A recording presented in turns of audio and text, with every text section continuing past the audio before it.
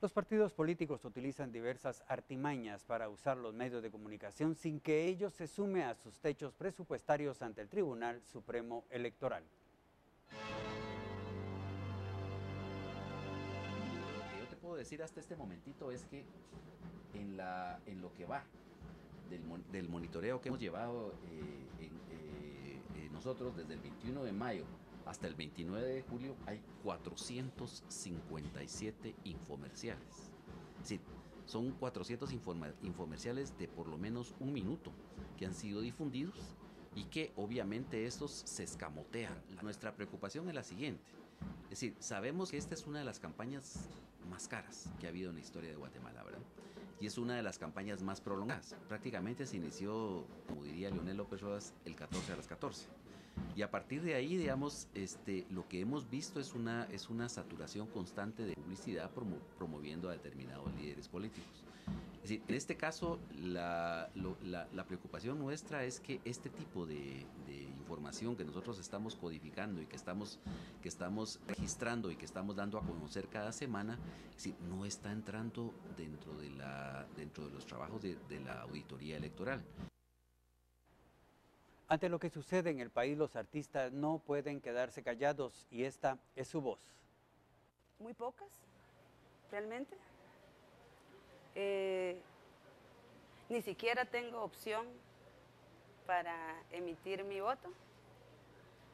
Entonces, partiendo de ahí, creo que no tengo expectativas ni en el arte, ni en la educación, ni en la salud.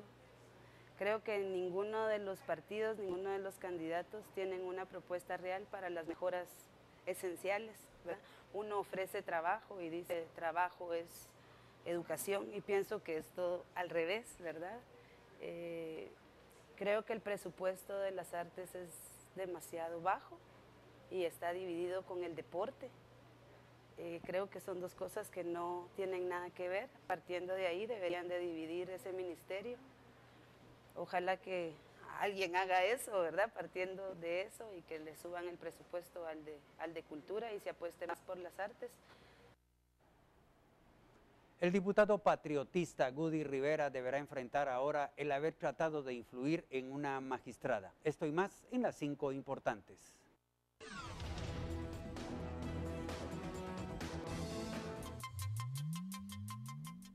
La Corte Suprema de Justicia admitió los antejuicios del vicepresidente Edgar Baltasar y de los diputados Manuel Barquín y Jaime Martínez Loaiza, todos del partido líder, vinculados al caso Lavado y Política, en donde diversas escuchas telefónicas demuestran cómo facilitaron desde el Congreso y el Banco de Guatemala el lavado de 940 millones de quetzales provenientes del narcotráfico a través de Francisco Morales, alias Chico Dólar. La Corte de Constitucionalidad avaló por unanimidad la solicitud de amparo interpuesta por la CICIG en contra de la resolución emitida por los anteriores magistrados de la Corte Suprema de Justicia el 14 de noviembre de 2014, cuando desestimaron el pedido de antejuicio contra el diputado oficialista Gudy Rivera, señalado de los delitos de cohecho activo y tráfico de influencias, tras una denuncia presentada por la entonces magistrada Claudia Escobar. La ausencia masiva de diputados bloqueó toda la semana las sesiones plenarias en el Congreso, en donde no se lograron conocer las reformas electorales ni los antejuicios pendientes.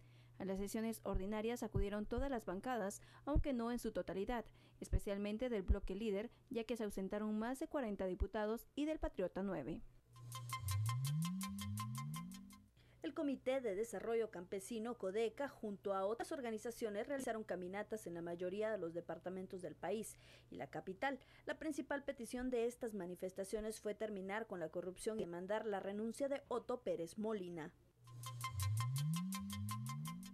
La crisis financiera ataca con fuerza al gobierno de Otto Pérez y la contención del gasto ha sido la única medida que le quedaba, pero no ha sido suficiente y se avoriza que será el gobierno que más deuda dejará, todo por los actos de corrupción y la pérdida de credibilidad en las instituciones del Estado. La contención del gasto fue la única medida adoptada que ahora ha endurecido al extremo de aconsejar a los trabajadores públicos a reciclar el papel y utilizarlo más veces, así como un uso moderado de la electricidad y disminuir los viáticos. Hace 70 años el mundo conoció el poder destructivo de una bomba atómica y hoy aún sigue teniendo diversas repercusiones.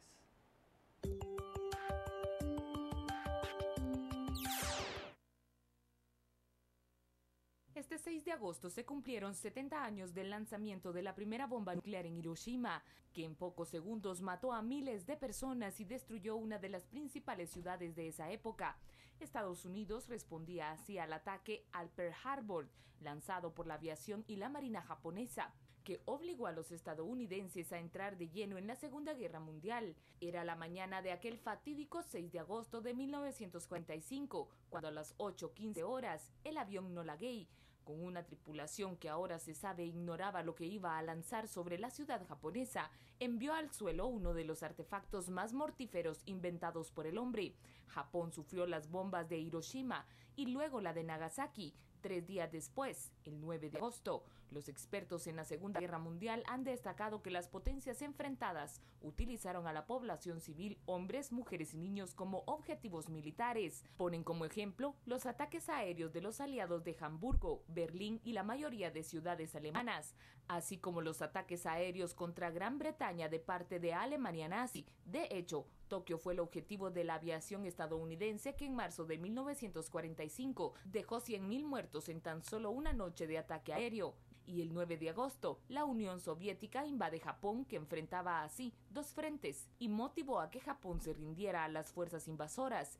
Y está registrado que el 15 de agosto, cuando Japón se rinde, más de 200 ciudades japonesas habían sido bombardeadas. Estados Unidos obligó a Japón a renunciar a la guerra y redactó la Constitución, donde se dejaba claro que este país no tendría ejército y sería una sociedad dedicada a la paz. A Japón se le perdonaron las atrocidades cometidas en Indonesia, China y Vietnam por los afanes del imperio de aquel régimen que dirigía el emperador Hirohito, en cuyo nombre se libró aquella guerra que dejó una huella imborrable en la historia de Japón, que aún hoy, 70 años después, siguen sin cerrar sus heridas. Pausa, pero volveremos con un informe del desastre causado por una repentina lluvia en Izabal y las tareas de emergencia que se están llevando a cabo para ayudar a las víctimas.